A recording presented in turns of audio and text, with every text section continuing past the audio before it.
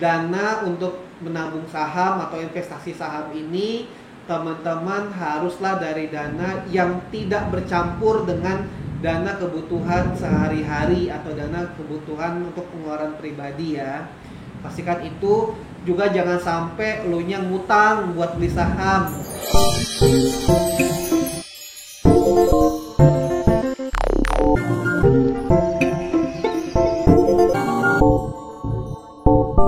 Oke, halo teman-teman, selamat siang. Kembali ketemu lagi dengan saya Johan di segmen musik ngulas kisahnya JRW Box Media. Nah, jadi seperti yang sebelumnya udah pernah diinfo, ini adalah sesi khusus di mana kita seharian membahas soal tips sederhana investasi. Jadi kalau sebelumnya kita udah kulik-kulik soal reksadana, semoga tipsnya bermanfaat ya, dan pastinya membantu teman-teman dalam memutuskan, oh iya, reksadana ini nggak ribet, reksadana ini membantu. Nah, lanjutan dari topik yang sebelumnya, kali ini kita membahas adalah saham ya. Nah, cuma sebelumnya ini sorry ya teman-teman, kalau di ujung ini ada kucing gua Toby tidur ya di pojok sana ya, emang kepengen ikutan syuting aja kali. Oke? Dan jadi seperti sesi-sesi musik sebelumnya sudah dapat ada beberapa pertanyaan dari tim JRW Box Media yang sudah dikumpulkan dari pertanyaan teman-teman semua. Oke? Kalau gitu langsung saja tanpa berlama-lama. Kak, saham itu judi nggak sih? Waduh, ini pertanyaannya bagus ya. Ya, gue pasti akan jawab langsung aja deh ya, itu bukan judi. Ya, karena kenapa? Saham itu ya kita beli kepemilikan perusahaan teman-teman. Gitu. Jadi ya intinya adalah seperti itu bukan judi.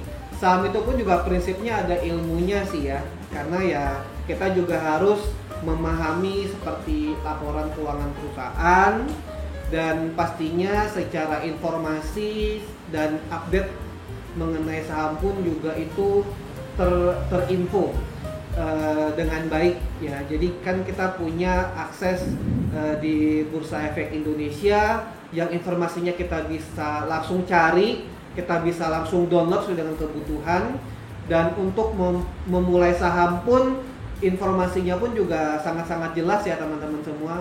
Dan kalaupun kita melakukan saham atau membeli saham, maksudnya membeli saham gitu ya, itu sebenarnya kita harus punya kalkulasi yang benar-benar tepat gitu ya. Jadi kita juga jangan asal, nggak langsung asal beli saham A, beli saham B gitu ya. Nah, jadi pastikan itu dulu. Jadi ilmunya harus ada, intinya seperti itu ya. Terus yang kedua, apa bedanya investor dan trader? Ya, bedanya sih jelas banget. Kalau gue jawab dulu yang trader deh. Kalau trader itu kan bener-bener gimana ya sederhananya ya. Jadi itu tuh bener-bener perhatiin banget pergerakan saham setiap harinya. Jadi kalau harga saham saat itu tuh lagi bener-bener turun-turunnya, langsung dibeli saat itu juga tuh. Tapi nanti pada saat harga saham lagi naik-naiknya di saat itu juga langsung dia jual ya. Jadi makanya harus benar-benar standby, harus benar-benar memperhatikan banget naik turunnya pergerakan saham. Ya, kalau gue sih personally, nih jujur aja ya, gue sih nggak sanggup deh kalau jadi trader ya, atau ngelakuin trading. Karena itu benar-benar harus konsentrasi banget, sama takutnya deg-degan ya. Gua tuh ngeri banget spot jantung teman-teman kalau kayak gitu. Nah, kalau gua sih emang lebih suka, lebih prefer yang modelnya investor. Jadi emang yang rutin aja setiap bulan kita menyisihkan income-nya kita, atau bahasa sederhananya itu nabung saham. Ya, which is ini gue juga udah lakuin udah cukup lama sih sebenarnya. Jadi gue mulai dulu reksadana sedari kuliah sebenarnya waktu itu. Terus pas udah di tahun-tahun awal kerja mulai kenal dengan saham, kan belajarnya gitu ya, reksadana dulu baru saham, mulai explore. Tapi sedari dulu pun yang gue lakuin adalah yaitu rutin aja. Jadi pertama ya kalau dulu ada duit bisa kita sisihkan rutin, mulai dari 300.000 sebulan sampai dengan mungkin 500.000 satu bulan, tapi rutin aja, kurang lebih seperti itu. Nah itu gue lebih senang investor teman-teman, jadi nggak terlalu deg-degan ya. Sama itu juga mungkin lebih konsisten dan lebih disiplin. Itu kalau yang gua pilih gitu. Jadi itu sebenarnya beda sekali. Ini investor, ini trader, jadi ini beda banget. Terus pertanyaan berikutnya, untuk pemula, apakah bisa transaksi saham tanpa memakai indikator atau analisa teknikal yang rumit? Waduh, semoga nih gue jawabnya juga nggak rumit ya. Sebenarnya sih bisa aja kalau teman-teman di aplikasi sahamnya lihat dengan pergerakan grafik dan teman-teman pelajarin statistiknya, atau teman-teman kuasain laporan keuangannya ya. Tapi gue mungkin disclaimer dulu, gue bukan orang yang expert membicarakan detail saham.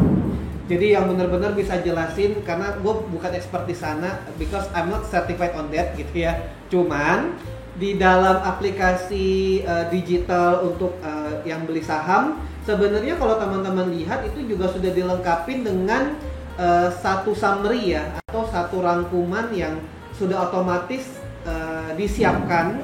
Jadi di aplikasinya itu tuh sudah langsung tergenerate, dan itu sebenarnya membantu nih keputusan kita.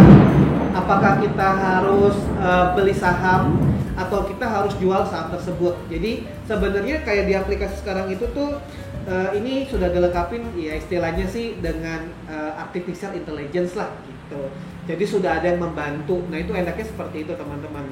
Jadi ya kalau buat teman-teman yang baru memulai saham atau investor saham pemula, sebenarnya dengan berpatokan di panduan yang tadi itu di dalam aplikasinya itu juga cukup membantu. Tapi kalaupun teman-teman ingin mempelajari sendiri ya istilah-istilah keuangannya dan apakah ini juga nanti membantu, ya teman-teman juga bisa lakukan itu sih. Cuman pastikan aja ya, prinsipnya kuasain dulu ilmunya. Nah, gue sekali lagi disclaimer ya, gue bukan orang yang expert kalau untuk ngomongin hal-hal teknikal mengenai dengan saham. Tapi paling nggak itu bisa membantu. Nah, terus lanjut di pertanyaan berikutnya, lantas kalau beli saham bagusnya itu di yang ditawarin perdana, atau ya kalau kita biasa dengarnya itu kan IPO ya, Initial Public Offering, atau langsung belinya itu di pasar sekunder. Nah, kalau pasar sekunder itu berarti maksudnya saham yang udah ditransaksikan di bursa saham. Ya, ini kalau menurut gua disclaimer sekali lagi ya, memang lebih bagus sebaiknya sih beli saham yang ditawarin di launching perdana atau di IPO. Ya karena mungkin sebenarnya faktor resikonya aja ya. Kalau ditanya lebih bagus yang mana, gue mungkin akan saraninnya itu adalah yang tadi yang IPO. Itu kalau preferensinya dari gue gitu. Terus kalau ditanya lagi, menurut pengalaman yang sudah berinvestasi saham, apa saja resikonya? Dan ini ada satu lagi nih soalnya nih, apakah aman bagi para pemula baru untuk memulai nabung saham? Ya kalau ditanya apa resiko saham, sebenarnya resikonya itu tinggi ya. Kenapa resikonya tinggi? Karena ada satu istilah yang sangat-sangat populer, dan itu gua hafal banget dari zaman kuliah ya, high risk high return. Jadi intinya resiko yang tinggi itu biasanya akan memberikan tingkat keuntungan yang tinggi juga. Tapi ya gitu, kalau keuntungannya yang didapat ya bagus ya untung di kita lah, atau cuan di kita. Tapi pada saat ternyata resikonya lagi tinggi-tingginya, ternyata duitnya kita malah nggak berkembang atau berkurang, nah itu juga pasti akan membuat nilai duitnya kita pasti akan mengalami penurunan. Nah jadi sebenarnya risikonya tuh lebih di arah sana sih, karena ya gua sendiri pun personally yang sudah lakuin transaksi saham ya harus membiasakan dengan itu. Jadi kalau memang di suatu waktu saham yang kita beli dari perusahaan A atau dari perusahaan B gitu ya ternyata turun, ya kita harus siap gitu ya. Karena kenapa ya? Karena kalau gua kan memang lebih prefernya kan tipikalnya investor. Cuman mungkin sedikit tips ya. Kalau ingin beli saham perusahaan yang seperti apa. Nah, ini mungkin gambarannya gue, karena ya gue pun juga bukan orang yang terlalu expert di saham, tapi biasanya gue akan beli saham perusahaan yang emang udah biasa kita kenal. Jadi misalnya kayak contoh lah ya, saham perusahaan yang produknya sering kita pakai sehari-hari gitu ya, atau perusahaan yang produknya itu suka kita makan nih, produknya itu yang rutin kita makan, atau yang dia punya gedungnya itu gede banget gitu ya. Dan maksudnya itu gedungnya tuh kelihatan jelas ya. Ini mungkin gua nggak akan sebut nama perusahaannya, tapi ya pasti nama-nama perusahaan gede, nama-nama perusahaan yang kayak jasa produk dan sudah dirasakan oleh masyarakat banyak. Nah itulah saham perusahaan yang gua beli. Jadi di satu sisi gue juga ngelihat bahwa bisnisnya kan bagus. Jadi ya semoga ini juga bisa menjadi tambahan tips deh buat teman-teman semua. Jadi daripada bingung gua beli saham perusahaan apa, ya belinya yang seperti yang tadi itu. Kurang lebih itu ya teman-teman. Apalagi ya, kayaknya itu aja sih. Oh, apakah aman bagi pemula? Sorry kelewat. Prinsipnya kalau ditanya aman, pastinya adalah aman selama teman-teman lakukan hal-hal berikut ya. Pertama, dana untuk menabung saham atau investasi saham ini teman-teman haruslah dari dana yang tidak bercampur dengan dana kebutuhan sehari-hari atau dana kebutuhan untuk pengeluaran pribadi ya. Pastikan itu. Juga jangan sampai lu nya ngutang buat beli saham. Jadi bener-bener duit yang memang udah disisihkan ya. Lalu selain diversifikasi, teman-teman pisah-pisah, teman-teman juga harus pastikan tadi ya punya basic knowledge-nya dulu. Jadi ya kalau ditanya buat pemula aman gak sih? Ya gua sih akan jawab aman selama kita lakukan itu. Oke, itu aja dari gue. Semoga membantu dan semoga bisa memberikan insight bagi teman-teman semua. Stay tune terus di segmen musiknya JRW Books Media. Jangan lupa like, comment, dan subscribe. Sampai ketemu di lanjutan konten yang berikut ini ya teman-teman. See you, thank you teman-teman.